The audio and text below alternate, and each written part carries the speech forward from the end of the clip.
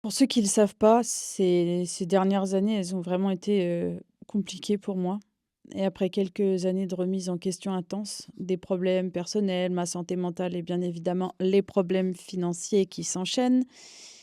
Il y a 1 an et demi, je prenais la décision la plus compliquée de ma vie et celle de fermer mon entreprise et cette société où nous ne savons vivre et se sentir exister qu'à travers le paraître, bien, quand il te reste plus rien, il te reste toujours toi-même. Et pendant cette période compliquée, j'ai découvert ce que c'était la foi et j'ai appris à vivre avec, en fait. J'ai découvert que la solution à ces problèmes, en fait, elle était tout près et surtout à l'intérieur de moi-même et qu'il finalement, c'est ici que tout a commencé, de rien. Et la vérité, c'est que c'est comme ça qu'on devrait, apprendre à vivre et à force de cultiver cet apprentissage avec moi-même, je me suis relevée. J'ai osé voir grand, j'ai rêvé, j'ai réussi à dire adieu à mes peurs et mes croyances. En 1 année, j'ai réussi à réaliser l'impossible. 3 de mes plus grands rêves. N'oublie pas, rien n'est impossible. L'univers, il s'étend à la mesure de tes rêves. Peu importe où tu pars, c'est ta vision et ta détermination qui te propulseront là où tu veux aller. D'ailleurs, je raconte une partie de ce qui a déclenché cette volonté de changer dans mes podcasts précédents et si ce que je te partage te touche, hésite pas à me le faire savoir et surtout reste connecté parce que j'ai encore plein d'histoires à te raconter. Aujourd'hui, je vais partager avec toi une partie importante de mon histoire, celle qui a déclenché ce mal-être qui m'habitait depuis toujours en fait, jusqu'à ce que j'en prenne conscience. J'étais en train de te dire que j'ai traversé des années difficiles. Tu vas me dire, mais comme tout le monde, hein. Mais ce que je vais te raconter risque de te surprendre, parce que là où tout a commencé, j'aurais jamais pensé que ma propre volonté allait me trahir. Ah, tu dois te dire, attends quoi, elle se trahit toute seule? Ouais, en fait, au fur et à mesure que je cherchais à comprendre ce qui allait pas, c'est ce que j'ai ressenti tout au long de mon apprentissage, cette expérience de la vie qui nous touche tous en plus de ça, bah, j'ai compris que cette sensation d'auto-trahison, comme on pourrait appeler ça, c'était en fait le reflet d'une expérience passée de mon enfance autour duquel je me suis construite, que j'avais projetée. Hola amigos! Moi c'est Pauline, j'ai quasi 29 ans, alchimiste et aventurière au grand cœur, amatrice du changement et philosophe à plein temps. Ouais, t'as pas fini de m'entendre. J'espère que t'as les épaules solides et les oreilles bien accrochées parce que je vais loin. Ces podcasts, c'est un voyage de mes réflexions, mes découvertes, ma vérité et aussi et me permettre de me libérer et de comprendre où j'en suis dans la vie, dans ma vie. Et je t'assure que même si tu penses te connaître, trouver le courage de prendre un stylo, un crayon et retracer ton passé, il n'y a rien de simple. Mais qu'est-ce que c'est libérateur! D'ailleurs, après que tu as fini d'écouter ce podcast, j'aimerais que tu te prennes 20-25 minutes juste pour toi. Alors ouais, ce que je te dis, ça va te paraître plus simple à entendre qu'à appliquer, mais si tu l'as encore jamais fait, sache que tout commence par une décision. Il n'y a pas de moment parfait pour travailler sur soi, seulement la volonté de le faire. Ose te choisir, te prioriser, c'est le plus grand acte de courage que tu puisses faire pour toi-même. Et c'est ce que j'ai fait pour moi. Rappelle-toi, tu es le créateur de ta vie, pas son esclave. Et chaque pas que tu fais dans cette direction, même petit, te rapproche de la meilleure version de toi-même. Alors prends ce temps pour toi, retrace ton passé, observe tes blessures et sois honnête avec toi-même. Parce que c'est en plongeant dans cette vérité que tu trouveras ta liberté. Bon, on va explorer des idées qui bousculent, des vérités qui touchent et des perspectives qui ouvrent le champ des possibles. Oui, bon, c'est comme ça avec moi, hein. Je t'invite à m'accompagner dans ce voyage, un voyage où chaque mot, chaque réflexion, chaque émotion te guideront un peu plus vers qui tu es vraiment. Merci de m'écouter et n'oublie pas, tout commence par toi.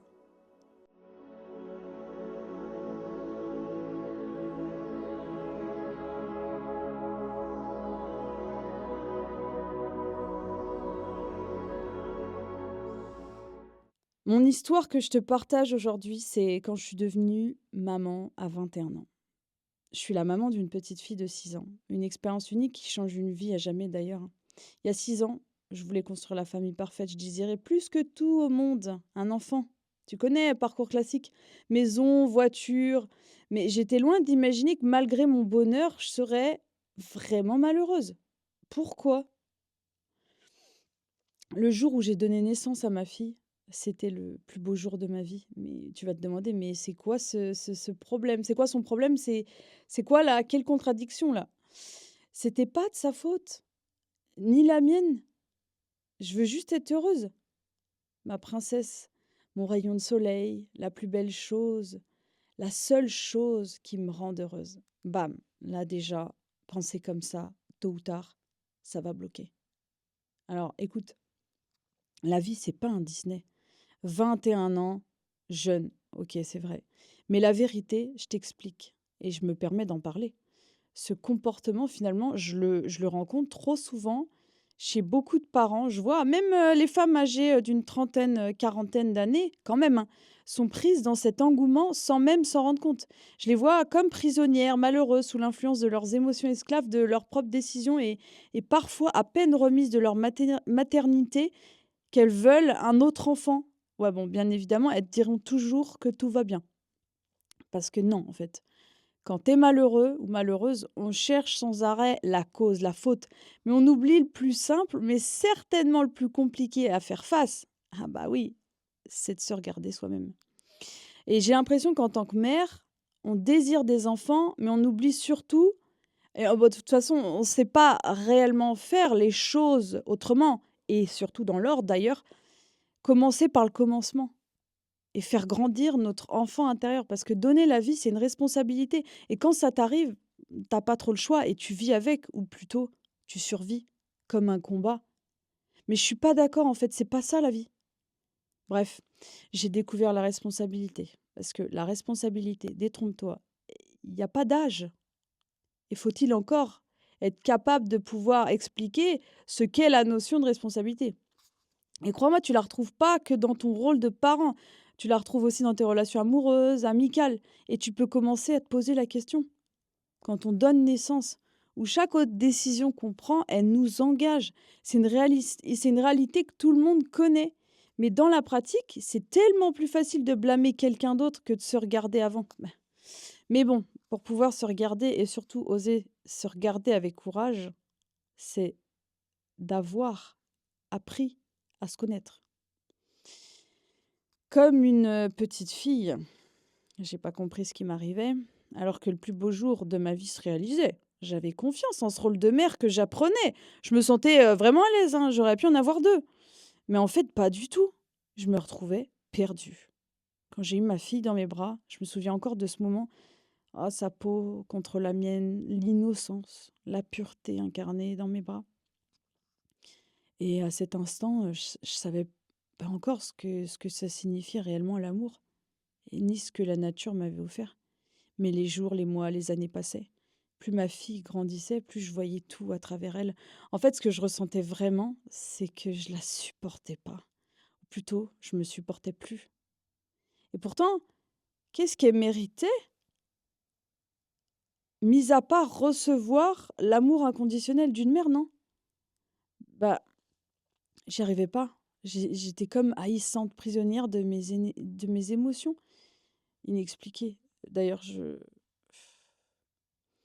avec le temps, j'ai découvert ce qu'on appelle l'effet miroir. Chaque échange avec ma fille, ça me renvoyait une partie de moi que j'acceptais en fait pas. Il y avait une dualité constante qui régnait en moi, une colère qui voulait toujours sortir sans raison valable en plus, hein. Comme si c'était sa faute, alors qu'en réalité, c'était mon propre reflet. Des blessures de l'enfance, en fait, pour sûr. Et c'est là que j'ai compris, je projetais sur mon enfant mes propres douleurs. Et paradoxalement, pour t'expliquer, j'étais comme la petite fille coincée dans ses émotions et ses blessures d'enfant dans un corps de femme. Une petite fille qui avait grandi trop vite sans avoir eu le temps de profiter de son enfance à son tour et qui, pour se protéger, a dû se créer sa propre carapace. Et ouais, parce que l'enfant, c'est synonyme de vulnérabilité, fragilité, innocence. Et en tant qu'enfant, tu apprends et grandis par le mimétisme. Alors naturellement, tu veux devenir vite un adulte, pensant te sentir plus en sécurité. Et puis ouais, C'est impensable de se dire que nous agissons comme des enfants. Quelle peur pourrait bien faire surgir après ça? Non, on préfère fuir que d'affronter et regarder notre ombre. Mais la vérité, tu le sais, en plus, c'est que tu peux courir, mais tôt ou tard, ça te rattrapera. Tout ce que je créais, ben, je m'en rendais pas compte. Mais mécaniquement, je me protégeais. Et la vérité, c'est que je voulais pas la voir. Jusqu'au jour où j'ai plus supporté mon comportement. J'étais complètement prisonnière de mes émotions. J'étais même pas capable de pouvoir donner l'amour qu'avait besoin ma fille. Je voulais, mais j'y arrivais pas. Je souffrais parce que c'était contre nature. C'est pas ça, c'était pas ça la loi de l'amour inconditionnel. Et c'est ce que je devais donner à ma fille, non? Mais l'amour inconditionnel, c'est un chemin qu'on apprend à parcourir. Et comment je pourrais vraiment l'offrir si je savais même pas le ressentir pour moi-même? Je croyais que vouloir, ça suffisait. Mais en vérité, on peut donner que ce qu'on a cultivé en soi. Je voulais être cette mère forte, aimante, parfaite, mais au fond, j'étais brisée. Et non, je comprenais pas que ma guérison devait passer avant tout. Nos parents, ils ont fait de leur mieux avec leurs outils, ce qu'ils avaient. Et moi aussi, je faisais de mon mieux, hein. Mais je partais. En fait, non, en fait, j'avais en moi, en silence, des blessures qui m'empêchait d'aimer librement.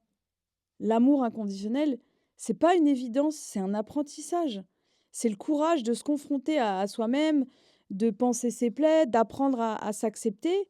Et enfin, là, tu peux être capable de transmettre Bas cet des amour cils, sans attendre, vas-y, sans fin peur, des sans jugement. paupières. Tu peux Et tourner la j'ai tête réalisé que je maintenant. pouvais plus continuer comme ça. J'ai compris que c'était pas seulement pour ma fille que je devais changer, mais aussi pour Très moi. cool. Parce que pour offrir le meilleur Bas à des ceux qu'on cils, aime, il faut fin d'abord des se libérer paupières. soi-même.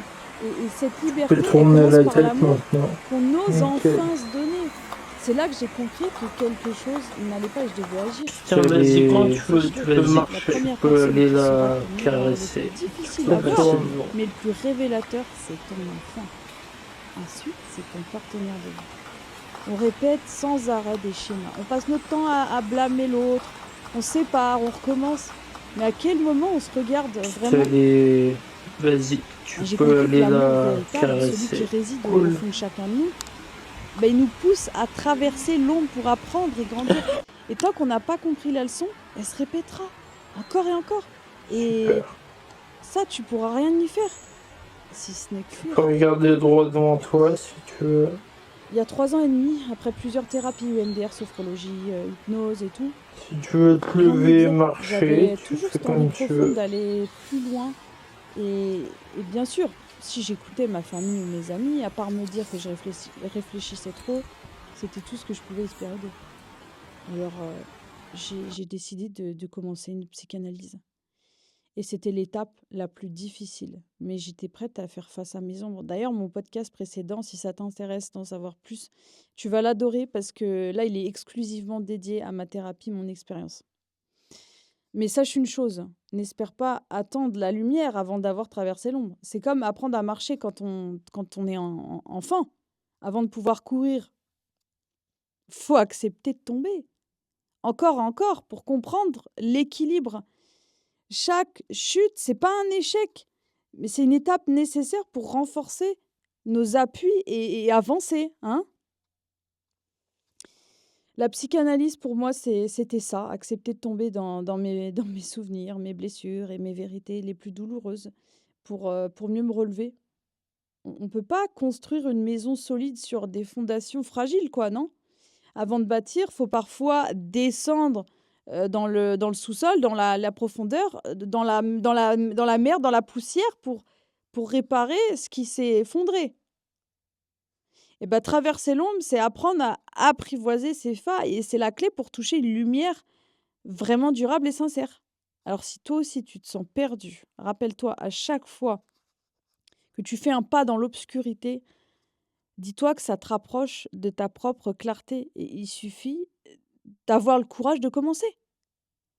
J'ai appris qu'un travail sur soi, c'est pas un long fleuve tranquille et ça, tu le sais déjà. Mais ce qu'on oublie souvent de dire, c'est C'est un voyage profondément solitaire, la vérité. Personne peut marcher ce chemin à ta place. Pourtant, la clé, c'est que cette traversée-là, elle t'offre en retour quelque chose d'indescriptible. Et je suis bien placée pour le dire. Il n'y a pas de comparaison possible. Parce que tant que tu ne l'as pas vécu, tu peux pas vraiment comprendre à quel point cette liberté intérieure, cette paix que tu trouves au bout, elle dépasse tout ce que tu aurais pu imaginer.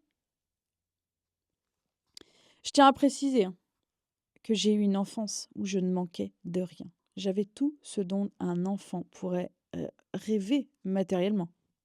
Mais l'amour matériel, aussi précieux qu'il est, ça suffit pas toujours. Il y avait un vide, quelque chose d'indéfinissable, un espace que rien pouvait combler, et que je pouvais même pas nommer. Incapable, je savais pas.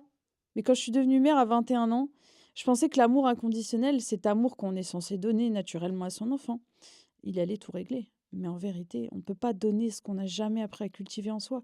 Ce vide que je ressentais, je l'ai projeté sans le vouloir sur ma fille.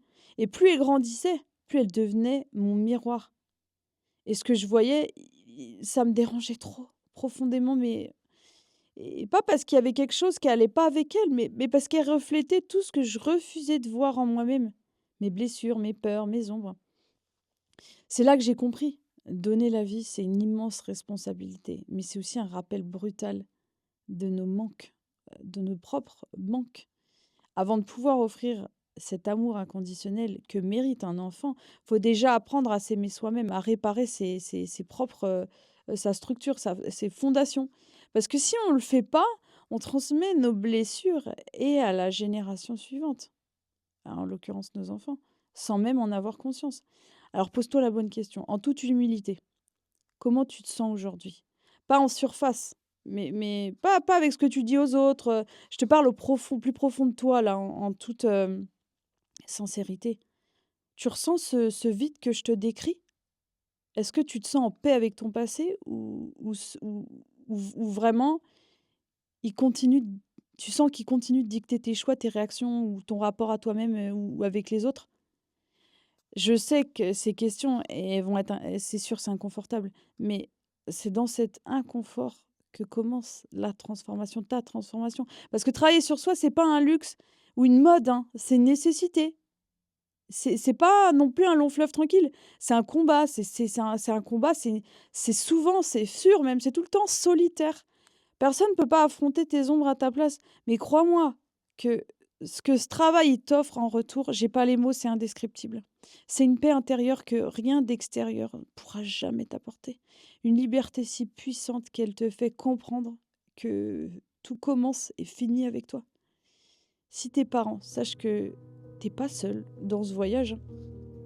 On a tous des doutes, des blessures, des moments où on se sent dépassé, mais souviens-toi, devenir parent, c'est une invitation. Moi, c'est ma vision des choses, c'est une invitation à grandir, à faire le travail qu'on n'a peut-être pas eu le courage de faire avant. Parce que l'amour inconditionnel, accepte cette deuxième chance que la vie t'offre. Parce que l'amour inconditionnel, qu'on veuille le donner à nos enfants, c'est aussi celui qu'on doit apprendre à nous offrir avant.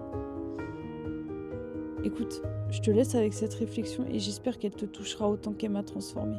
Et si ce podcast il t'a plu, si tu te reconnais dans mon histoire, franchement écris-moi, viens.